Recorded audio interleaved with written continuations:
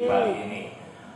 Lewat kesempatan yang di sore hari ini yang berbahagia, saya juga ingin mengucapkan selamat Hari Raya Nyepi kepada kawan-kawan semua umat Hindu yang merayakannya, dan juga selamat menjalankan ibadah puasa. Tentunya kita doakan Bapak Ibu semua senantiasa diberikan kesehatan, kebahagiaan, dan juga kedamaian bagi Bapak Ibu semua. Mudah-mudahan senantiasa diberikan kesehatan. Bapak Ibu semua, di dalam acara ini nanti akan disampaikan tentang laporan perekonomian dan juga kegiatan Serambi Rupiah Ramadan tahun 2024. Dari sisi perekonomian, Astungkara, alhamdulillah bahwa perekonomian di Provinsi Bali pada triwulan 4 ini mampu mencapai angka 5,71%, dan inflasinya yang terakhir pun masih tetap terjaga, yaitu 2,98%. Saya rasa capaian-capaian tersebut merupakan hasil sinergi dan kolaborasi berbagai pihak untuk mendorong perekonomian di Provinsi Bali ini. Dan kemudian nanti ada disampaikan soal Serambi Rupiah dan juga sedikit tentang KRIS, perkembangan KRIS. Dan Serambi Rupiah ini merupakan kegiatan rutin melibatkan 46 kantor perwakilan Bank Indonesia di dalam meningkatkan layanan kebutuhan uang kartal di masyarakat menjelang Hari Raya Idul Fitri nanti di bulan April. Saya rasa ini pengalaman pertama saya di Bali, dan di dalam kita melakukan proyeksi, saya menemukan pengalaman baru bahwa kebutuhan uang kartal di Bali ini tidak hanya dari masyarakat, tapi juga untuk kebutuhan tourism. Ya, jadi Bali ini punya karakteristik yang khusus, di mana kita harus melihat karakteristik masyarakatnya dan juga pariwisata yang terus-menerus kita monitor sebagai backbone dari pertumbuhan ekonomi di Provinsi Bali. Nah, untuk pertama kali mungkin Ibu Tari akan menyampaikan update tentang laporan perekonomian Provinsi Bali yang terkini, ini triwulan 4 ya Bu Tari, dan juga beberapa perkembangan lainnya. Barangkali ini bisa menjadi bahan masukan buat Bapak Ibu semua. Silakan. Baik, terima kasih yang saya hormati Bapak Erwin, kemudian juga Ibu Butet. Om Swastiastu, Assalamualaikum warahmatullahi wabarakatuh. Selamat sore dan salam sejahtera bagi kita semua. Teman-teman, sobat media yang saya banggakan, terima kasih untuk kehadirannya pada sore hari ini. Jadi teman-teman, sobat media ini Pak, ada WA group Pak, setiap kita menyampaikan press release, kemudian juga berita-berita lainnya, ini semua teman-teman langsung update Pak di WA group sobat media. Dan kami berterima kasih atas kerjasama juga yang dilakukan oleh teman-teman sobat media untuk mendukung diseminasi kebijakan Bank Indonesia. Izinkan saya untuk bisa menyampaikan secara singkat mengenai perkembangan terkini perekonomian Bali, termasuk di sini adalah bagaimana perkembangan ekonomi global. Karena perkembangan ekonomi domestik juga secara tidak langsung dipengaruhi oleh perkembangan ekonomi global. Mungkin mulai di slide 4, teman-teman.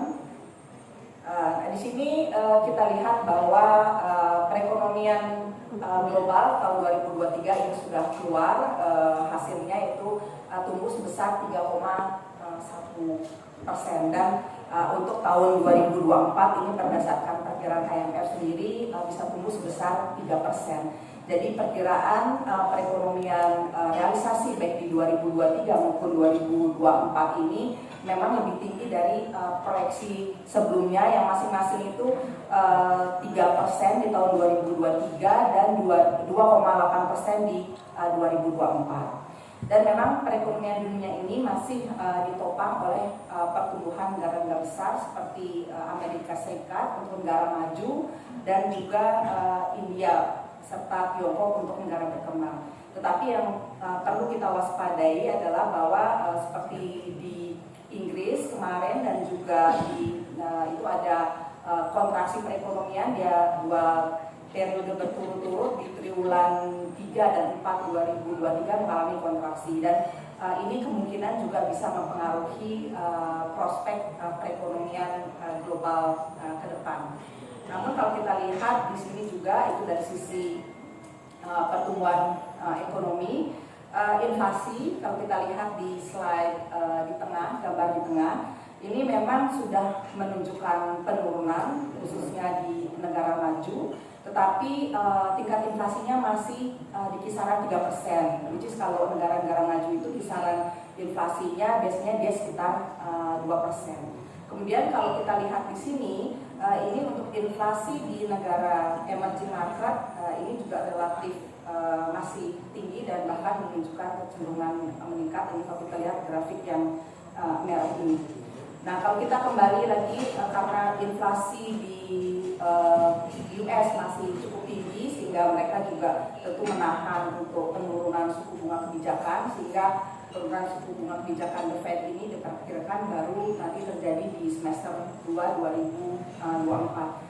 Dan karena ketidakpastian global masih tinggi, kemudian juga suku bunga The Fed-nya juga masih tertahan, sehingga ini juga menjadi faktor risiko yang istilahnya terkait dengan tekanan terhadap nilai tukar di negara-negara emerging market termasuk di Indonesia. Itu terkait dengan perkembangan perekonomian global.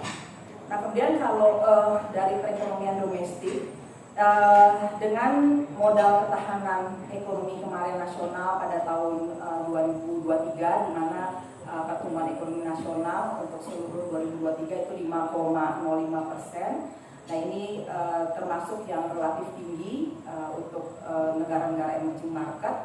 Dan dari teman-teman di Departemen Kebijakan memperkirakan juga pertumbuhan ekonomi yang baik ini diperkirakan masih akan berlanjut di tahun 2024, karena ini masih didorong oleh positifnya indeks keyakinan konsumen, di mana kalau kita lihat di sini karena indeks keyakinan konsumen itu berada di nilai di atas 100, berarti masih berada di zona ekspansi. Jadi pandangan konsumen terhadap prospek perekonomian ke depan masih akan bertumbuh. Ini salah satu yang membuat pertumbuhan ekonomi di 2024 ini diperkirakan masih akan berlanjut. Kemudian juga kalau kita lihat di sini kinerja ekspor ke negara-negara tujuan utama untuk ekspor non migas ini di triwulan di awal-awal 2024 ini juga sudah mulai menunjukkan peningkatan, sehingga ini juga menjadi salah satu faktor pendorong yang kita memperkirakan bahwa pertumbuhan ekonomi domestik 2024 ini masih akan terus berlanjut. Kemudian kita masuk ke perekonomian Bali.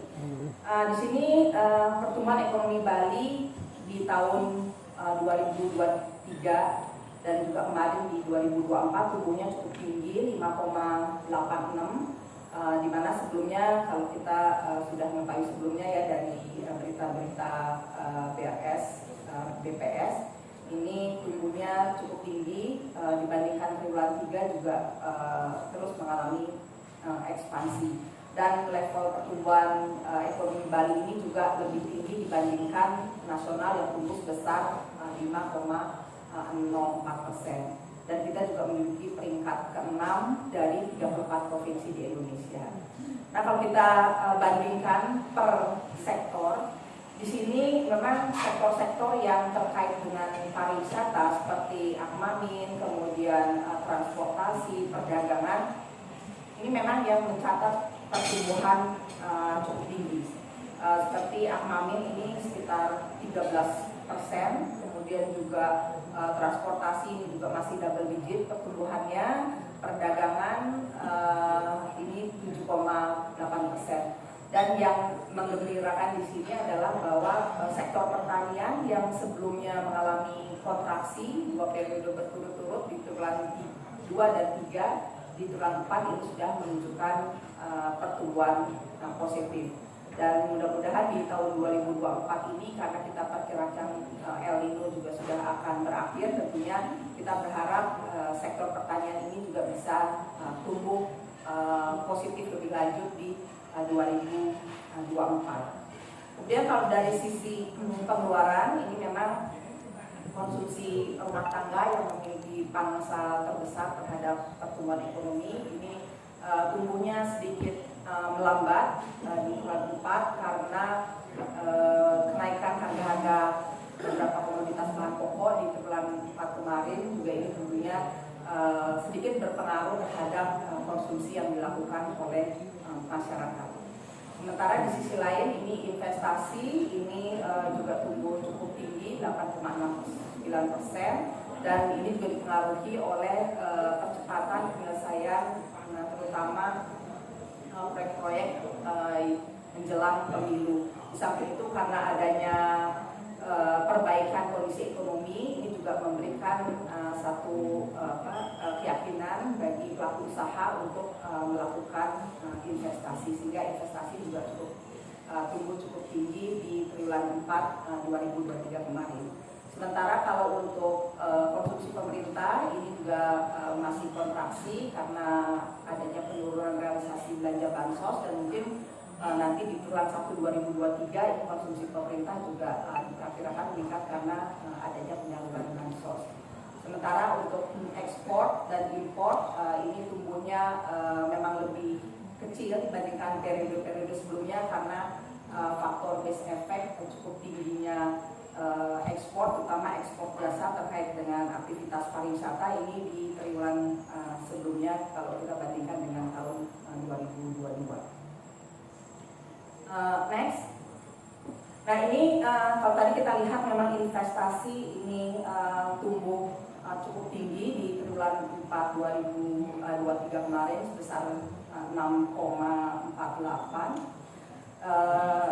Kalau kita lihat di investasi di sini, memang investasi baik PMA, khususnya PMA ini menunjukkan peningkatan di tahun 2023 jika kita bandingkan dengan tahun-tahun setelah pandemi, dan namun ini kayaknya belum kembali ke besaran investasi sebelum pandemi.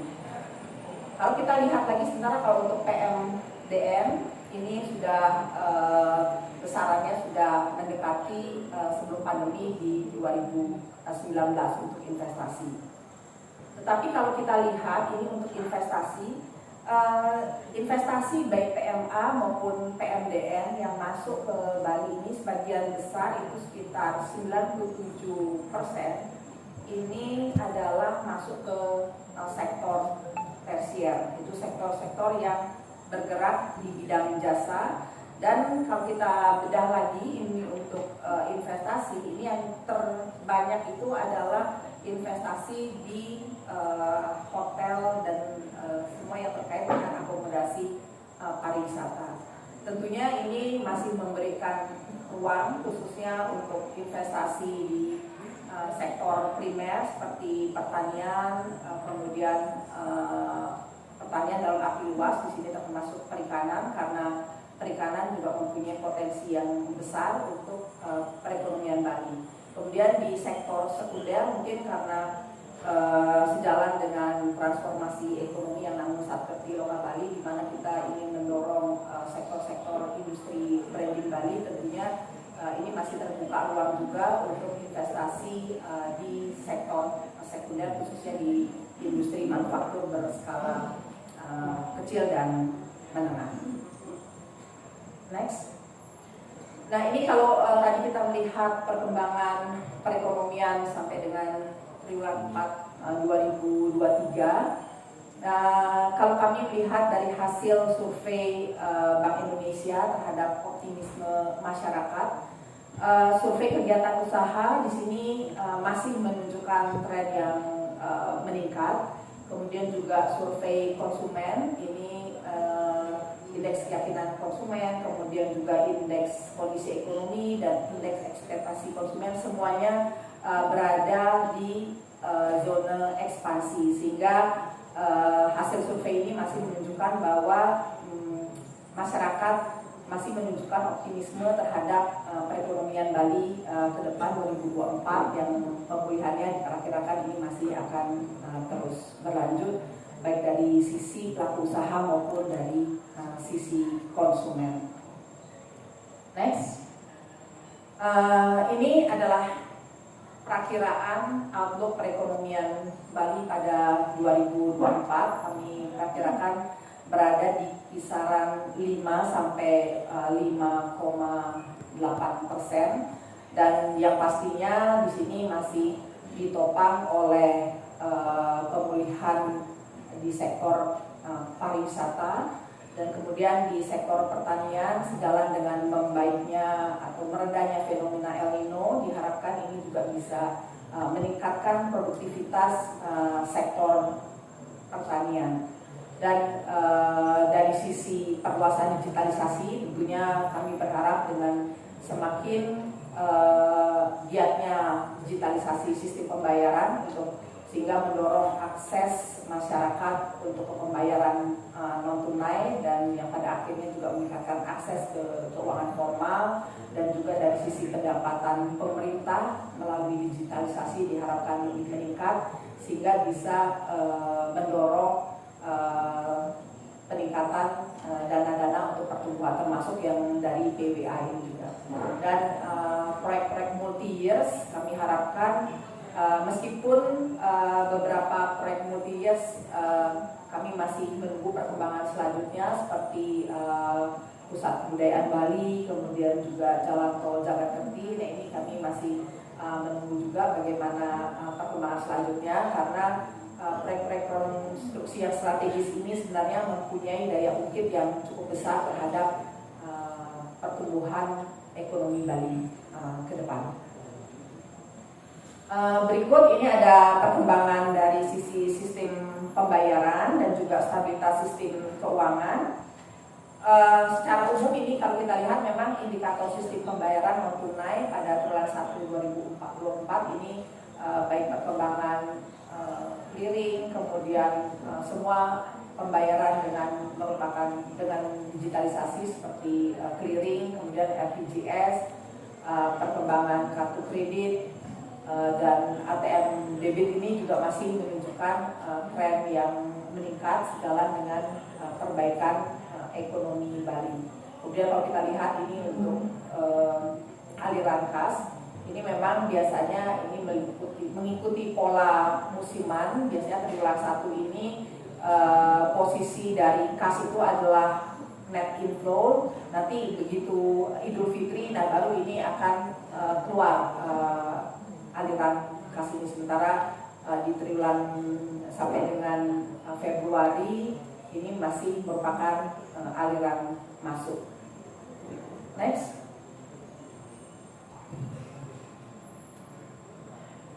Ini perkembangan kredit. Jadi di triwulan 1 posisi Januari ini perkembangan kredit tumbuh sebesar 6,62. Ini meningkat dari triwulan 4 2023 kemarin yang sebesar 6,1%. Dan peningkatan kredit ini juga diikuti dengan perbaikan dari rasio NPL, karena kalau kita lihat di sini rasio NPL-nya terkendali di angka 1,96 kalau kita lihat kredit per lokasi proyek, dan kalau kita lihat per lokasi bank ini 1,64. Jadi peningkatan pertumbuhan kredit ini juga diikuti dengan perbaikan dari kualitas kredit. Kemudian kredit-kredit juga sudah tumbuh baik dari sisi kredit konsumsi, kemudian juga kredit modal kerja, dan juga kredit dari investasi. Yang tertinggi memang pertumbuhannya ini adalah masih di kredit konsumsi, kemudian diikuti oleh kredit investasi, dan terakhir kredit modal kerja. Next. Nah, ini kalau kita lihat, kita bandingkan memang antara pertumbuhan kredit yang sebesar 6,6% tadi dibandingkan dengan pertumbuhan dana pihak ketiga yang sebesar total itu